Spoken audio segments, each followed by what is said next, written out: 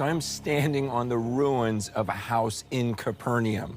Okay, you've got the synagogue right there, I can see it, and you've got Peter's house right there, I can see it, and here you are. Jesus, remember at the end of chapter 1, the entire city, everyone is crowded around one house, okay, and now people from so not only the entire city, but now neighboring towns are all crowding into one house. They've got it surrounded, and you have this amazing scene. I'm just gonna read it and picture it in Mark chapter 2. When he returned to Capernaum after some days, it was reported that he was at home, and many were gathered together so that there was no more room, not even at the door, and he was preaching the word to them. And they came, bringing him a paralytic carried by 4 men.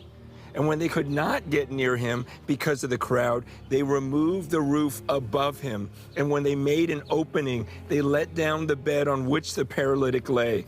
And when Jesus saw their faith, he said to the paralytic, "Son, your sins are forgiven."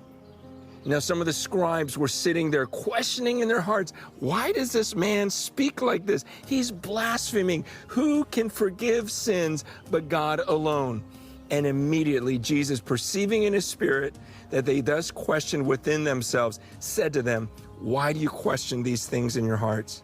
Which is easier to say to the paralytic, 'Your sins are forgiven,' or to say, 'Rise, take up your bed and walk'?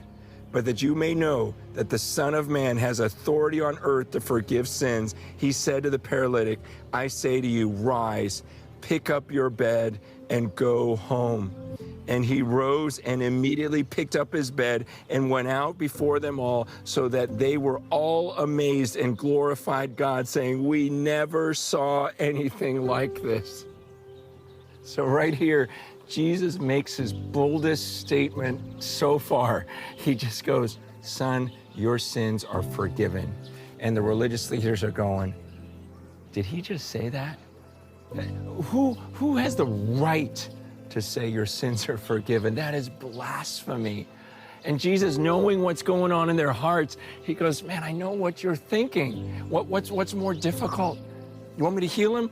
And he heals a person. He just says, "Rise, pick up your mat and walk." And the guy does it. And everyone is astounded. But man, don't just listen to this again like a Bible story. Like, what would you do if someone you knew was just picked up? I mean, he was a paraplegic. He couldn't move. And everyone's coming after helping him. And then he gets up and you don't just go, "Wow, that was a great day. Wow, that was amazing." I mean, you just borderline pass out. I try to imagine, what would I do? Like, I would lose it. Like, who is this? But then to think of the hope, think about the hope that he brought. Not just the thought of being healed of anything, because everyone's bringing, but then you start realizing he forgave that guy his sins.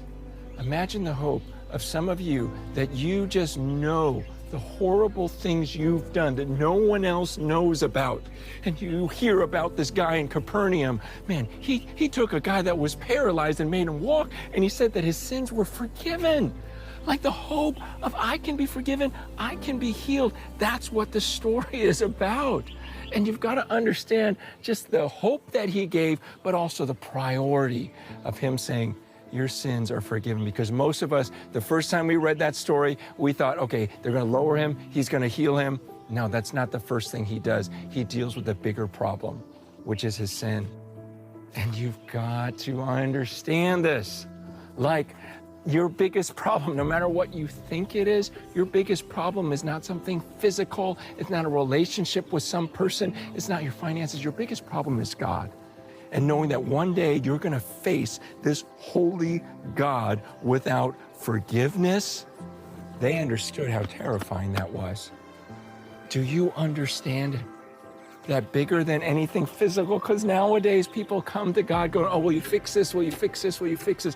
Help my marriage, help my health, help my mom, help this, help that." And there's a bigger thing that you've got to understand. You yourself standing before a holy God, and Jesus can make peace for you. He can forgive everything you've ever done. And I know there are some deep, deep secrets. Some of you that are watching this right now, and I'm telling you, the hope he gave to the paralytic is the same hope he can give to you. He can forgive everything in you, but you've got to see your need.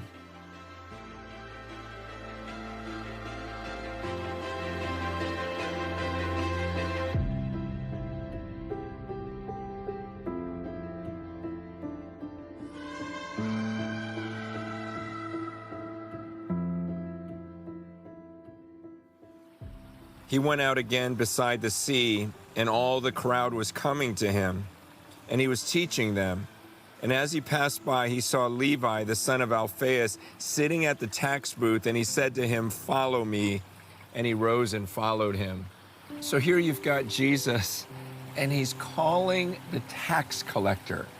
Okay, understand the Pharisees hated the tax collectors. They saw them as these traitors. And not only does Matthew, or Levi, as he's called here, start following, but it says that then Jesus started eating with a bunch of tax collectors and sinners, which makes the Pharisees, the religious leaders, even more angry, going, if this guy is so religious, why would he hang out with these people? And Jesus explains, look, this is who I came for. I came for those who are sick. That's what a physician does. He doesn't come for the healthy. And he's speaking against them, saying, look, you're so perfect, you're so self-righteous, you don't need a doctor. These guys do. And with every statement that he makes, especially with who he calls, it just makes these religious leaders angrier and angrier. Understand, there's three things going on here. Jesus is choosing some disciples to pour into. You've got crowds that are following Jesus that he's somewhat indifferent to. But then you've got the Pharisees who get angrier and angrier, because then Jesus makes a statement when he talks about how his disciples are going through the grain fields and plucking heads of grain, and the Pharisees are going, hey, they can't do that on the Sabbath. And Jesus explains, look, I'm Lord of the Sabbath. Okay, that is so in your...